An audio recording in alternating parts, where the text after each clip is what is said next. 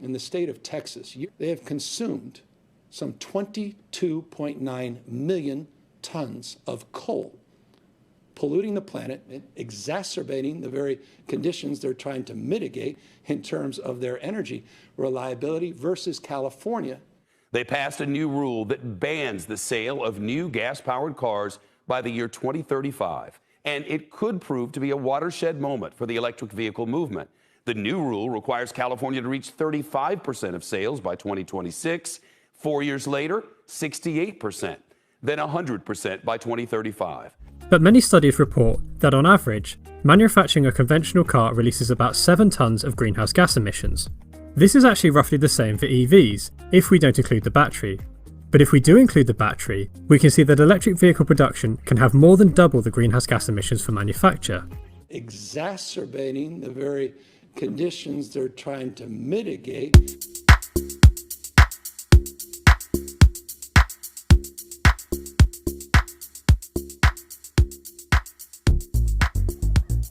Welcome back to the show. This is Anna, and you're watching Anna Speaks Out.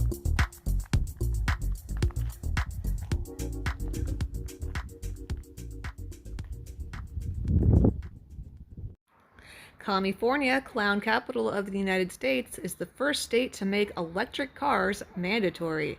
Now it's telling owners not to charge them. California asked EV owners to limit charging amid heat wave.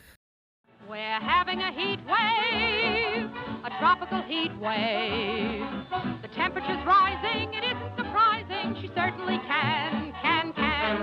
California approved a plan last week to end the sale of new gasoline-powered cars by 2035, making it the first state to try to switch exclusively to electric and other zero-emission vehicles.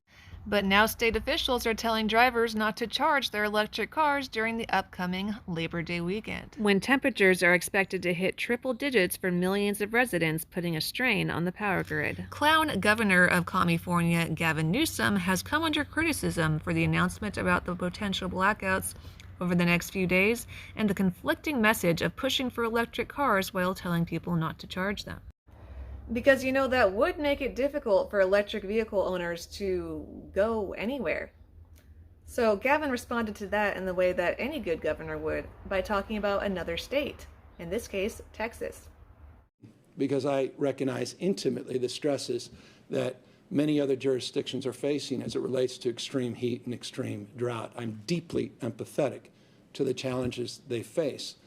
But put in perspective, year to date, in the state of Texas, year to date, they have consumed some 22.9 million tons of coal, polluting the planet, making conditions worse, impacting climate, exacerbating the very conditions they're trying to mitigate in terms of their energy reliability versus California. Really, Gavin? Are you sure that California is doing things so much better, though? Because it seems like maybe you forgot to consult the experts on this one. Let's do that now. Those of us who can afford to acquire electric cars enjoy the comfort of such high-tech SUVs, but how many people know how electric car batteries are made? Only a limited few, I think. Yeah, it seems like Gavin Newsom doesn't know. You're about to see why I say that. Electric cars use powertrain batteries that supply energy to all the engine components for the vehicle to function as expected. The cost of producing EV powertrain batteries has proven to be environmentally costly, but unfortunately, only very few automakers are taking the problem seriously. The raw material used in making these batteries is lithium and its variants. These variants include cobalt, nickel, manganese, and several other materials. Currently, the material dominating the market is the cobalt manganese material, which is used by many electric auto companies. Cobalt is mined in Central Africa, in the Democratic Republic of Congo.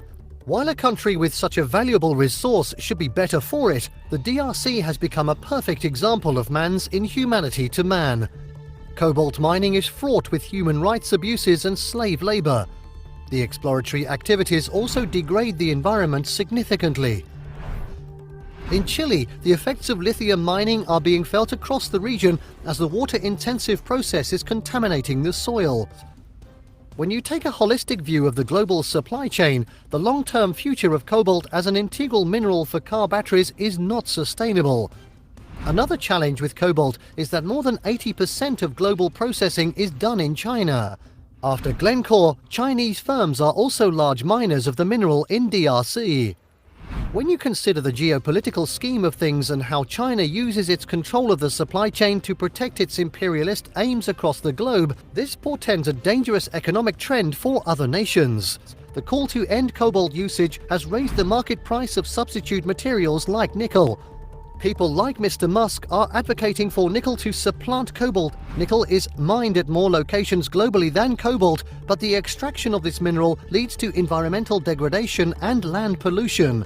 As long as cobalt remains an important material for building electric car batteries, the demand will continue to grow.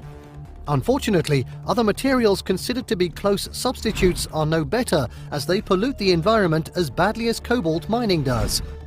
Wow, so can you imagine if Gavin actually knew about all this stuff and he just expected you not to know and expected all of his citizens of California to just follow him like mindless sheep? That would be crazy. But there is one silver lining to all of this, though. In an effort to avoid a longer-term energy crisis, California lawmakers voted on Thursday to extend the life of the state's last operating nuclear power plant, known as Diablo Canyon, which generates almost 9% of the state's electricity. Instead of closing the plant in 2025 as planned, it will remain open for another 5 years as the state deals with the current climate crisis. So at least that, and maybe get a good gas-powered vehicle while you can if you don't already have one. Because once that extra 5 years passes and we get to the year 2030 and Agenda 2030 gets more implemented, it could definitely get a little more difficult, or maybe a lot more difficult, for you to travel anywhere with just electric vehicles if the grid keeps having all of these issues.